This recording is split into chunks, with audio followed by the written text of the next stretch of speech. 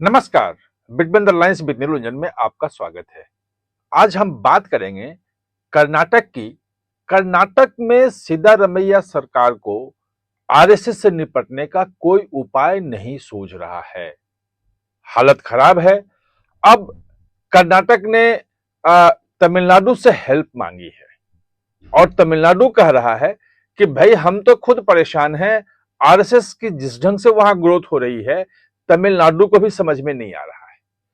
पूरे मामले को समझते हैं कि कैसे आरएसएस को रोकने के चक्कर में सिद्धारमैया खुद फंस गए और उनके बेटे ने ही कह दिया कि अब वो कुछ दिन के मेहमान हैं, अब उनके चलने की बारी आ गई है। मैंने पहले एक वीडियो में आपको ये पूरी बात समझाई थी।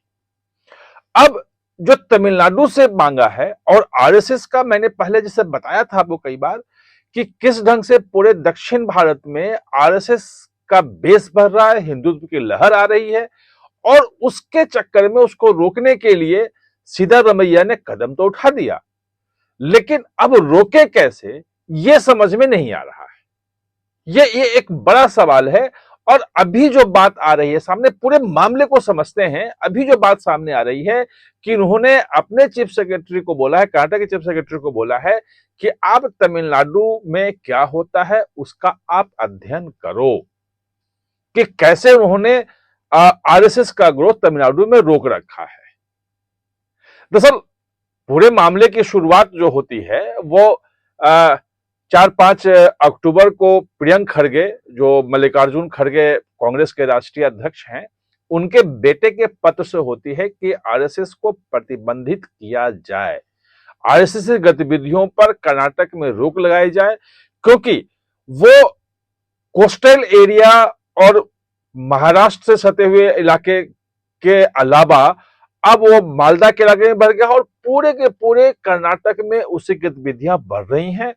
और जेडीएस का जो भाजपा के साथ हुआ है अलायंस, उसके पीछे भी कहा जा रहा है कि वहां भी आरएसएस की गतिविधियां इतनी ज्यादा बढ़ गई कि वो लगा कि हमारे कैडर जो हैं और बीजेपी साथ हैं, इसलिए एक कारण वहां का ये भी बताया जाता है जेडीएस के साथ आने का। अब खैर ये तो तमाम चीजें हैं, उसके बाद भी सिद्धारमैया को लगा कि ये तो हम पूरा कर नहीं सकते हैं, प्रतिबंध कैसे लगाएंगे। और पहले भी जो प्रतिबंध लगे थे महात्मा गांधी की हत्या के बाद लगे थे, 75 में लगे थे, जब भी प्रतिबंध लगे हैं तो कोर्ट ने उन प्रतिबंधों को सीधे सीधे खारिज कर दिया है और प्रतिबंध हटा दिए हैं। आरएसएस पे प्रतिबंध लगे हैं पहले, लेकिन अदालत के आदेश से वो हट गए हैं। अब ऐसे में अगर लगाते हैं तो वो टिकेगा ही नहीं। तो उन्होंने एक नया उपाय निकाला कि भाई जो आरएसएस हो या कोई भी संगठन हो, एनजीओ हो, अगर सार्वजनिक स्थान पे, पार्क में, सड़क पे कहीं कुछ रैली निकालना चाह रहा है, कोई कार्यक्रम करना चाह रहा है, तो उसको एडमिनिस्ट्रेशन से पहले परमिशन लेना पड़ेगा। और ये कह रहे हैं कि ये तो बहुत पुराना था, 2013 में जब बीजेपी की सरकार थी उसी का था। तो ये जब परमिशन वाला और परमिशन डिनाई करने लग गए, यहां पे आरएसएस सीधा आया और 1500 मतलब प्रतिबंध के बाद भी, मतलब परमिशन नहीं मिलने के बाद भी पद संचलन करके दिखा दिया कि हम कर सकते हैं और आप रोक नहीं सकते हैं। जो प्रियंक खड़गे है उनके अपने इलाके में वो 2 तारीख को उनका है कि हम पद संचलन करेंगे। अभी तो रोक लिया था, परमिशन नहीं दिया था, फिर हाईकोर्ट गया, हाईकोर्ट ने कहा कि 2 तारीख का है, 2 तारीख का उन्होंने फिक्स कर दिया कि हम करेंगे। परमिशन मांगेंगे, नहीं देंगे तो भी वो करेंगे। अब बात यह है कि कर्नाटक में मैंने पहले बताया था आपको कि 10 साल पहले लगभग 3400 शाखाएं लगती थी आरएसएस की, अब लगभग वो उनकी संख्या 4600 हो गई और तेजी से बढ़ रही है। यानी कि संघ का पूरा का पूरा प्रभाव बढ़ रहा है। और दक्षिण भारत में अगर कहेंगे तो संघ जो है वो पहले से मौजूद है और 1952 के समय से ही जनसंघ जब बना था तो उसके बाद भी 2 से 5% वोट उसको मिलते रहे थे। तमिलनाडु में द्रविड़ियन मूवमेंट था, बहुत ज्यादा था, उसके कारण संघ वहां पे नहीं जमा पाया पैर। और केरल में कम्युनिस्टों ने बहुत ज्यादा हत्याएं की स्वयंसेवकों की, आपको पता है 2016 की भी घटना जो कहूं कि एक रात में कैसे 16 घरों पे एक रात में किया गया।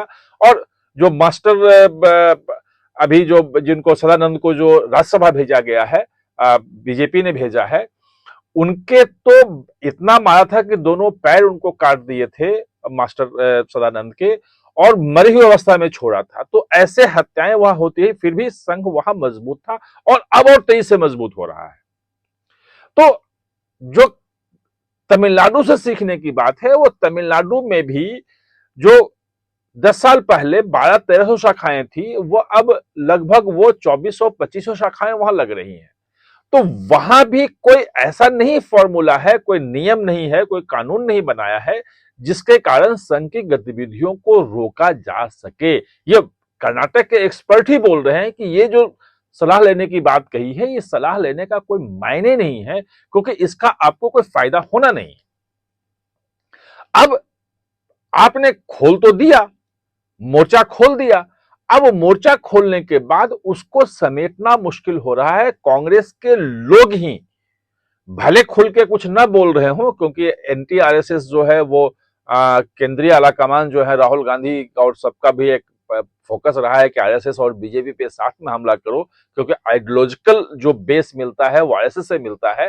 तो वहां कुछ नहीं बोल रहे हैं, लेकिन यह बताया जा रहा है कि डीके शिव कुमार जो हैं वो अंदर से इस फैसले से खुश नहीं हैं, क्योंकि उनको पता है कि हिंदुत्व की बयार बह रही है कर्नाटक में, और अगर आरएसएस पे हिंदुत्व पे हमला हुआ तो कांग्रेस वहां कहीं नहीं रहेगी। और सिद्धारमैया को लगता है कि उनकी अंतिम पारी है, तो जितना मजबूत करना है अपने आप को कर लो, और अगले 2.5 साल तक और रहो। सिद्धारमैया और डीके शिव कुमार को हम पोस्ट न दे पाए, और केंद्रीय आलाकमान अगर छीना भी जाए तो ये कहा जाए कि देखो, हिंदुत्व के खिलाफ लड़ रहे थे, आरएसएस के खिलाफ लड़ रहे थे, हम जो है सनातन के खिलाफ लड़, सनातन के लिए ही बात उन्होंने कही कि सनातन से दूर रहने के लिए सलाह दी लोगों को, तो उसके खिलाफ लड़ रहे थे, इसलिए हमको हटाया गया। और ये कांग्रेस को डर हो कि अगर इनको हटाया गया तो हमारा जो मुस्लिम वोट बैंक है, हमारा जो एससी एसटी ओबीसी बैंक है, यानी सेकुलर जो वोट बैंक है, वो कहीं छिटक ना जाए, और इस डर से ये एक उनकी चाल है। लेकिन अब जो निकल के बात आ रही है कि अपनी इस बुनी हुई चाल में सिद्धारमैया खुद फंस गए हैं, और उनको ये समझ में अब नहीं आ रहा है कि आखिर इससे निकले कैसे। और जो चीफ सेक्रेटरी को तमिलनाडु के मॉडल जो पढ़ने की बात की है कि तमिलनाडु में कैसे रुका, वो समझने की बात की है, वो सिर्फ एक इससे बचने का एक रास्ता है।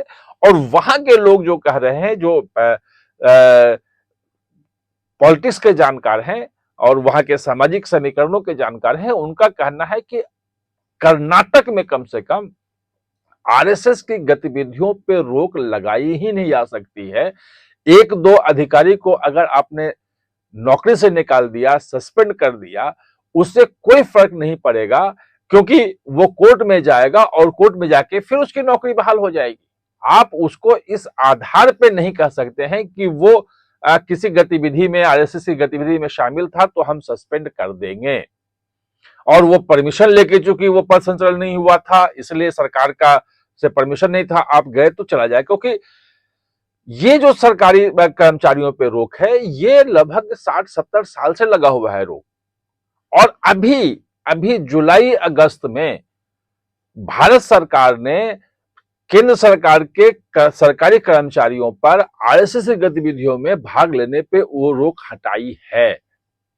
तो सेंटर में रोक हट गया और स्टेट में आप रोक लगा देंगे, ये संभव नहीं है। और आप इस ढंग का तो कानून बनाए, कानून आपका ये इजाजत नहीं देता है।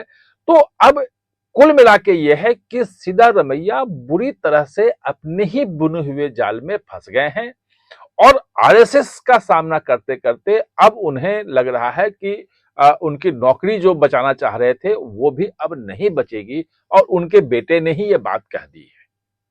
आप हमारे साथ जुड़े इसके लिए बहुत बहुत धन्यवाद।